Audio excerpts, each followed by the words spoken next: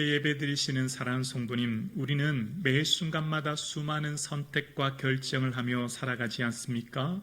그런 수많은 선택과 결정에 여러분의 삶의 그 선택의 기준은 무엇입니까?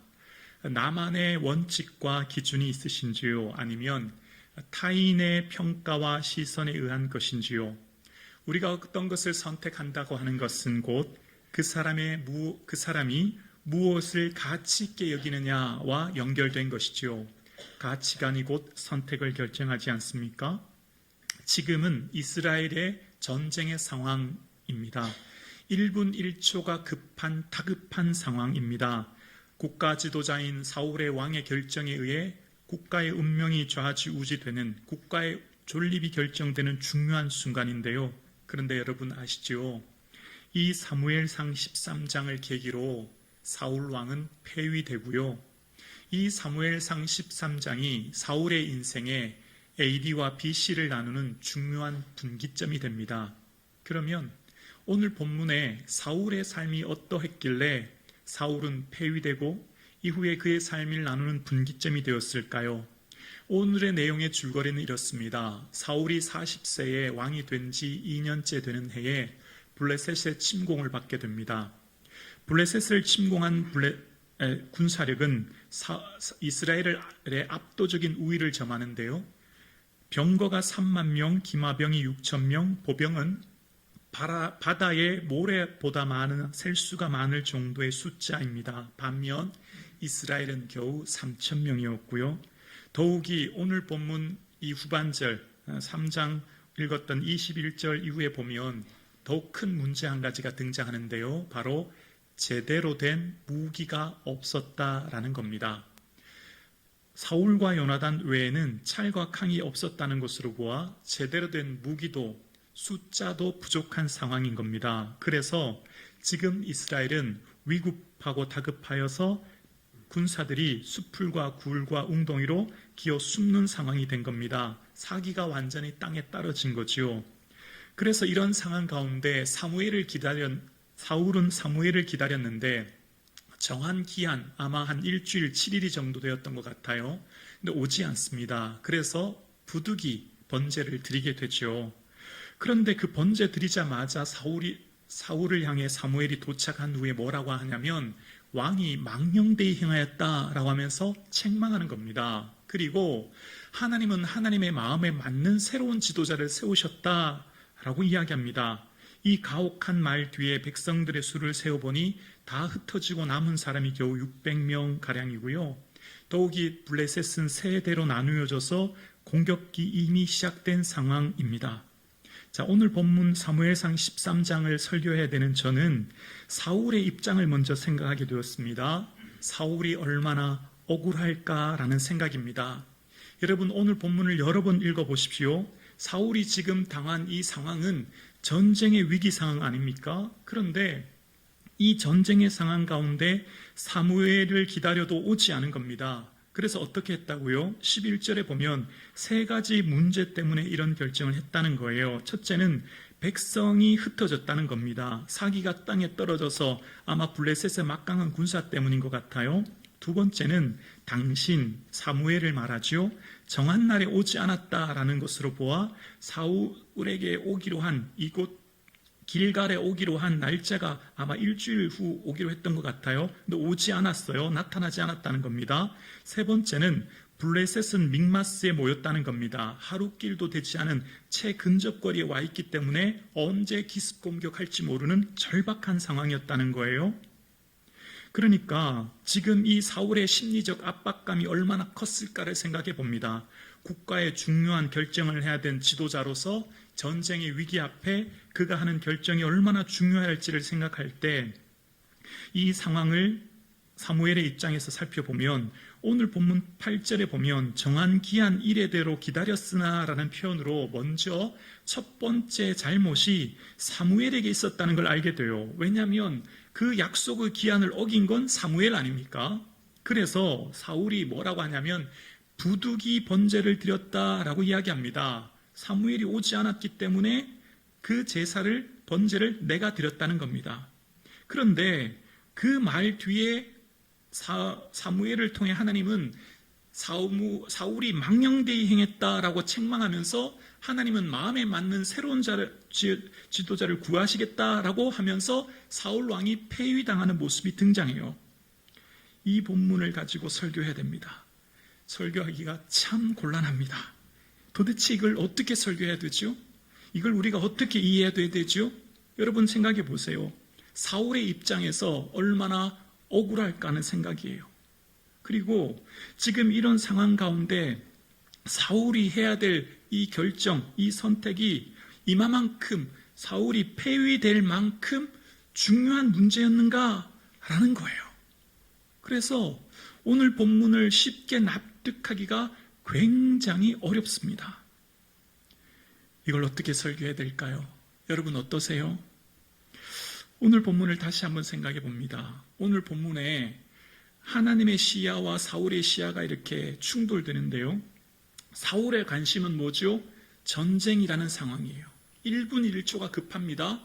지금 이 전쟁을 이스라엘이 전쟁을 치러야 되는 아주 급박한 상황이에요.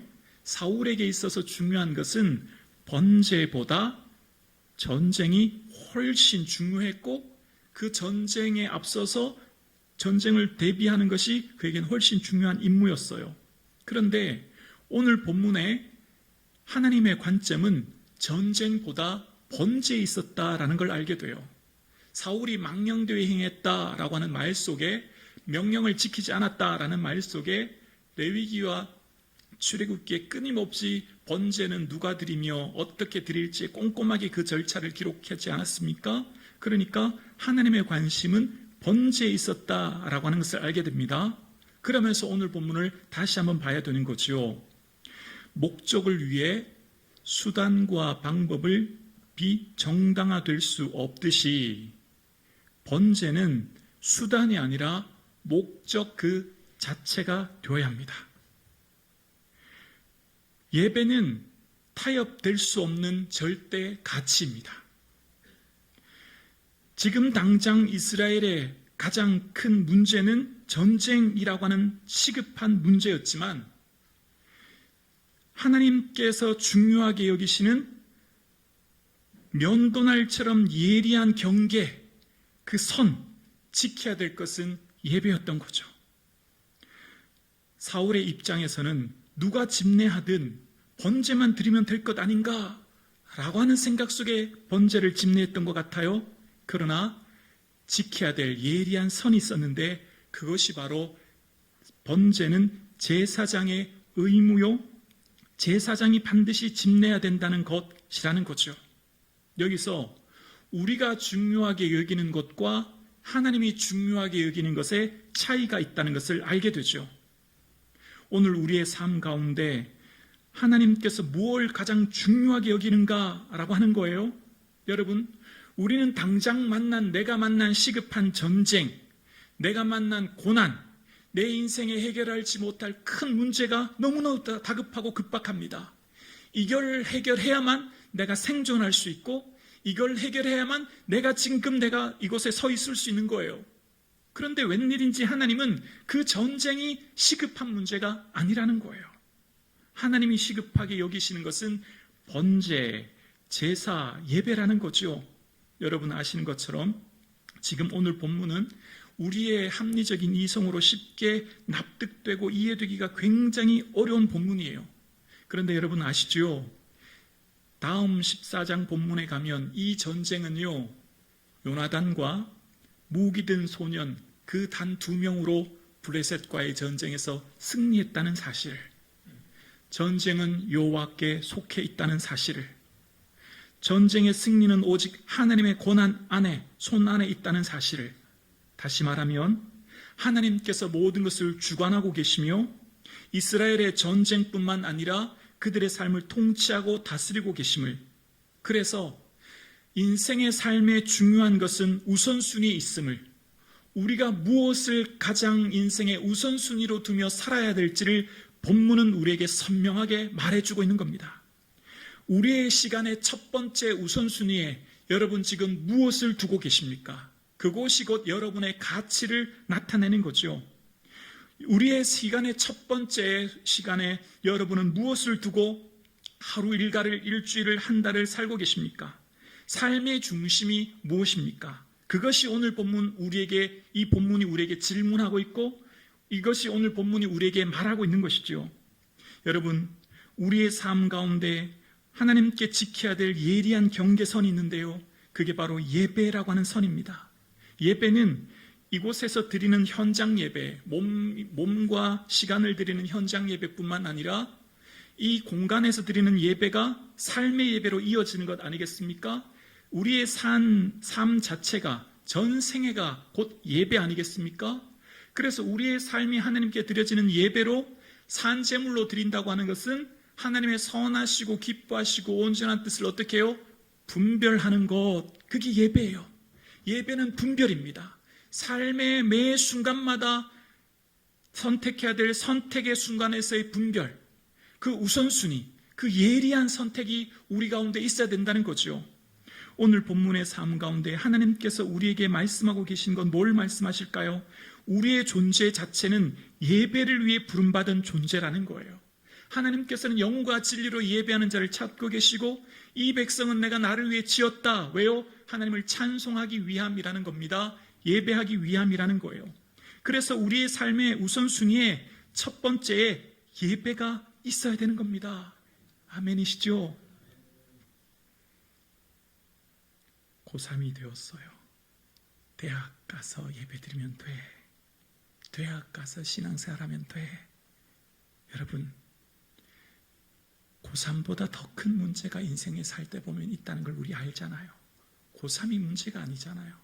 인생을 살아보면 고3보다 100배, 1000배 어려운 문제가 인생에 많잖아요. 그럼 그때도 그거 한 다음에 예배 드리면 되나요? 아니잖아요. 여러분, 지금 오늘 본문 가운데에서 예배는 절대 타협할 수 없는 절대 가치요, 예배는 수단이 아닌 목적 그 자체임을 오늘 본문이 우리에게 얘기하고 있는 겁니다. 예배는 예배를 통해서 내가 은혜 받고 예배를 통해서 내가 무엇을 받는 것이 아니라 예배 그 자체가 중요한 겁니다. 이미 우리는 이 시간, 예배 첫 시간부터 마침까지 이것이 전체가 하나님께 드려지는 시간이요, 주님과 온전한 교제의 시간이 시작된 거예요. 여러분, 일주일 스케줄을 정리하면서 여러분이 고려하는 고려의 가치의 첫 번째 무엇이 있으신지요? 그 첫 번째 시간이 예배가 될 수 있기를 소원합니다. 인문학의 주제는 나는 누구인가 아닙니까? 그 나는 누구인가에 조금 더 깊이 심층적으로 살펴보면 자기 자신의 삶의 주인으로 살라 라고 인문학에서 얘기하지 않습니까? 내 삶의 방향과 의미를 타인의 지배당하지 말고 내 스스로 결정하고 선택하는 인생을 주체적으로 살라라고 이야기합니다. 삶의 동력을 나를 표현하는 자아실현의 목적을 두고 살라라고 이야기하죠. 그래서 이런 시대적 가치와 기독교의 가치가 이제 충돌되기 시작하는데요. 신앙생활 하기 위해 교회에 오면 교회에 오는 많은 사람들이 이 기독교적 용어가 주여라는 단어입니다. 주님이라는 단어입니다. 여기에 굉장히 불편해합니다. 왜냐하면 기독교인들의 고백이 인생의 주인이 예수 그리스도로 고백하기 때문입니다. 그래서 이런 기독교적 용어를 접하는 사람들의 마음에 이런 마음이 들 거예요. 신에게 모든 책임을 전가하는 도피적 삶 아닌가? 인생의 주인을 예수 그리스도로가 말한다면 자신의 인생을 주도적으로 살지 못하는 나약한 사람들 아닌가? 의지력이 약하고 무능한 사람들이 모든 책임을 신께 돌리는 핑계 아닌가라는 거예요. 그래서 이런 얘기를 들을 때 처음 신앙생활하는 사람은 굉장히 높은 벽을 만나게 되죠. 어쩌면 이 시대의 가치와 기독교의 가치가 충돌하는 순간이 여기서부터 시작되기 때문입니다. 여러분, 나 자신을 산다라고 하지만 사실 100% 나 자신을 위해 사는 사람이 과연 몇 명이나 있을까요? 고유한 자기만의 주체적 인생을 살아가는 사람이 몇 명이나 있을까요? 많은 사람들이 다 사회의 규정과 사회에서 이야기하는 그런 잣대로 인생을 경영하며 살고 있지 않은가 다시 한번 생각하게 돼요. 간질한 연구자의 선구자인 김종용 박사는 1977년 세계 최초로 이 B형 간염 백신을 개발했다고 합니다. 그런데 상용화하는 것은 세계 3번째로 할 수 있었다고 이야기합니다. 그 이유가 이제 백신이 백신을 인증하는 주무부서인 보건복지부에서 허가를 내주지 않았기 때문이라는 건데요. 왜냐하면 허가를 내줄 만한 인증할 수 있는 기관이 없었다는 거예요. 그래서 1981년 미국과 프랑스에 이어 3번째로 상용화하게 되었는데, 그것은 그 해외에서 기준을 수입해 들어와서 그 인증기관인 해외의 기준의 선례를 따라서 인증을 해 주었다는 겁니다. 우리가 인생을 산다고 하는 것, 100% 나만의 자기 가치관, 자기 생각으로 산다고 하는 이 기준의 선구자로 산다고 하는 것은요, 굉장한 두려움이 따르거든요. 굉장한 불안이 따르거든요. 그래서 많은 사람들이 사실은 나 자신을 산다라고 하지만 타인을 모방하고 그 기준을 따라가며 사는 경우가 굉장히 많은 것을 알게 돼요. 그래서 사람들은요, 서점에 가도 책을 읽어도 베스트셀러만 봅니다. 영화를 봐도 1000만 관객 영화를 보죠. 가방을 들어도 명품 가방을 들어요. 왜죠? 사람들의 시선을 의식하기 때문입니다. 100% 나 자신을 위해 살기가 이처럼 어려운 거죠. 그러면 기독교에서 말하는 우리의 주인을 예수 그리스도로 고백하는 것은 뭘까요? 나는 누구인가로부터 시작하는 겁니다. 나는 누구죠? 나는 하나님의 자녀입니다. 하나님의 만드신 골작품입니다. 상품이 아니라 하나님의 작품이죠. 여기서부터 우리 기독교인의 고백이 시작되는 겁니다. 하나님의 자녀인 나의 삶을 통해 일하실 하나님을 기대하고 나의 삶의 이유와 목적을 알게 되는 것이고, 나의 삶을 주관하신 예수 그리스도가 삶의 주인임을 고백하는 것으로부터 우리의 삶이 시작되는 거예요. 그래서 우리의 삶을 내가 경영하려고 할 때 불안과 염려와 근심이 밀려들지 않습니까? 인생의 공허와 불안은 내 인생의 주인이 내가 되어 내가 내 인생을 주체적으로 경영하려고 할 때 나타나는 현상 아닙니까? 그러나 내 인생의 주인 되신 아버지 되신 하나님이 나의 삶을 주관하고 계시고 인도하고 계시고 이끌고 계심을 믿는 것, 그리고 나의 삶의 주인 되신 하나님이 때를 따라 돕는 은혜로 나를 이끌고 계심을 믿는 삶, 그것이 바로 믿음임을 우리는 믿습니다. 여러분, 오늘 본문 사무엘상의 주제 전체를 관통하는 주제는 한나의 기도로 등장하는데요. 한나가 기도할 때 사무엘을 얻고 난 후의 기도는 여호와는 죽이기도 하시고 살리기도 하시며 여호와는 가난하게도 하시고 부하게도 하시며 낮추기도 하시고 높이시기도 하시는도다. 이것이 한나의 기도고요. 이것이 사무엘상하 전체를 관통하는 주제입니다. 하나님이 주관하시는 삶과 죽음, 가난과 부요, 낮춤과 높임 다 하나님의 손 안에 있음, 그것이 바로 믿음의 고백인 겁니다. 그래서 그 고백을 믿는 사람이 온전히 주되심을 고백하며 주의 뜻대로 살기 위해 부단히 애쓰며 노력하는 거예요. 그래서 우리의 시간의 첫 번째를 뭐로요? 예배로 드리는 겁니다. 우리의 시간의 우선순위를 예배로 드린다고 하는 것은 내 삶의 통치자요, 주권자요, 나의 삶의 주인 되신 하나님께서 나의 삶을 인도하고 계심을 믿는 것이죠. 엘빈 토플러는 제3의 물결에서 제1의 물결이 농업혁명이라고 얘기하면서 기원전 9000년경 메소포타미아 유프라테스 강 주변에서 강이 범람함으로부터 시작된 농업기술로 이제 여기서 도시국가가 형성되었다고 얘기합니다. 기원전 3000년경 초기 청동기 시대에 최초의 도시국가 10개가 생기게 되었는데요.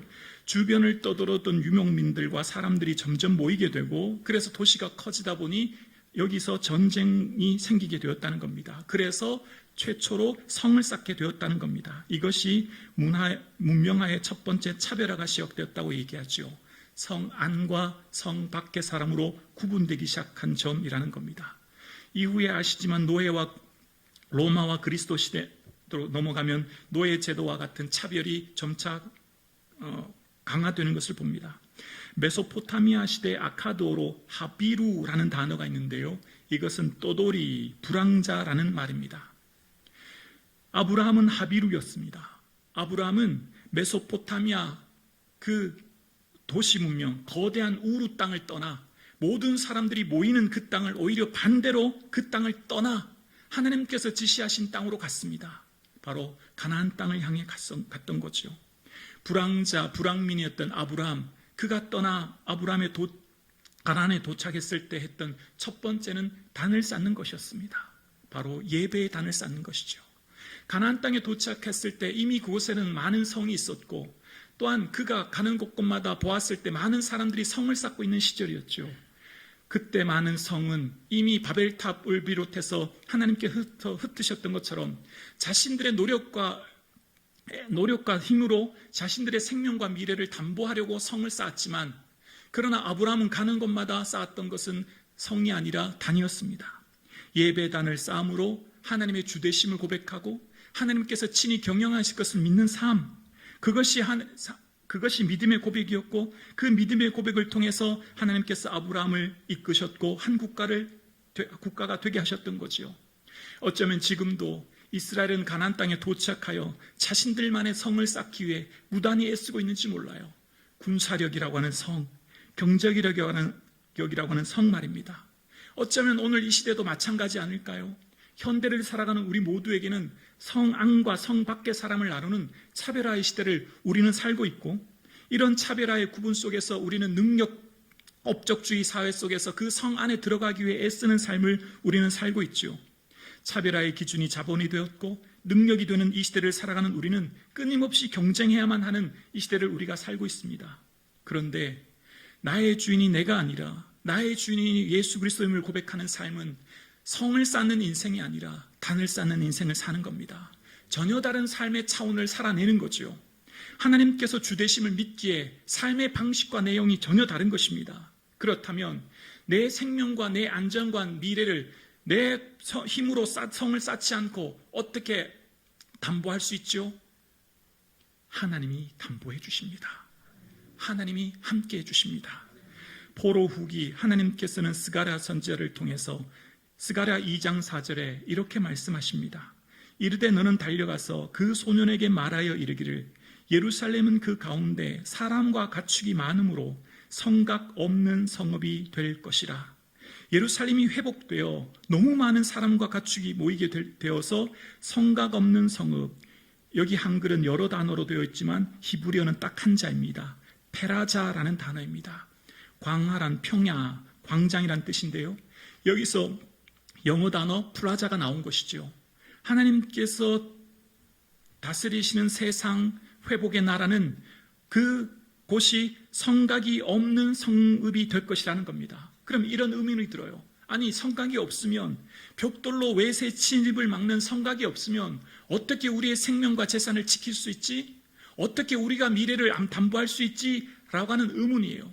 그러나 하나님은 분명히 말씀하십니다. 스가랴 2장 5절입니다. 우리 함께 고백하실까요? 시작. 여호와의 말씀에 내가 불로 둘러싼 성각이 되며 그 가운데서 영광이 되리라. 아멘. 하나님께서는 인간의 능력과 노력으로 쌓은 돌로 된 성읍이 아니라 하나님 당신 자신이 친히 이스라엘 백성을 불로 둘러싸 그들이 성각이 되어주신다 말씀하고 계신 거예요. 하나님께서 친히 그 택한 이스라엘 백성들을 지키고 보호하여 주시고 인도하여 주실 것이라는 것을 말씀하고 계신 거죠.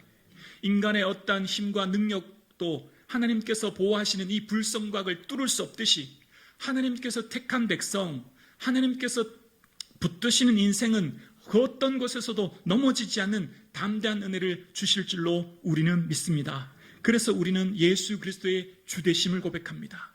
그래서 우리는 하나님이 아버지라 고백합니다. 내가 만난 전쟁과 같은 이 상황, 정말 급박하고 다급한 상황, 정말 내 힘으로 어찌할 수 없는 이 위기의 상황 가운데 그럼에도 불구하고 우리는 예배합니다. 그럼에도 불구하고 우리는 하나님을 바라보며 기도합니다. 왜요? 하나님이 하실 것을 믿기 때문입니다. 전능하신 하나님께서 친히 이루실 것을 믿는 삶, 그래서 우리의 힘으로 성을 쌓지 못해도 불안해하지 않습니다. 하나님께서 친히 불성각이 되어주실 것을 믿기 때문입니다. 그래서 어떤 경우에도 우리는 예배드립니다. 어떤 상황에도 우리는 예배드립니다. 우리의 삶을 인도하실 선하실 주님을 신뢰하기 때문입니다. 우리의 생각보다 크신 하나님의 생각과 그 계획이 바다 모래알보다 많은 그 하나님의 수가 우리를 향하고 있음을 우리는 믿기 때문에 온전히 주님만을 예배하는 삶, 주 예수 그리스도의 주되심을 고백하는 삶, 그 삶이 이 예배당에서 시작하여 삶의 자리로 드러날 수 있는 거룩한 삶 되기를 주님의 이름으로 축원합니다.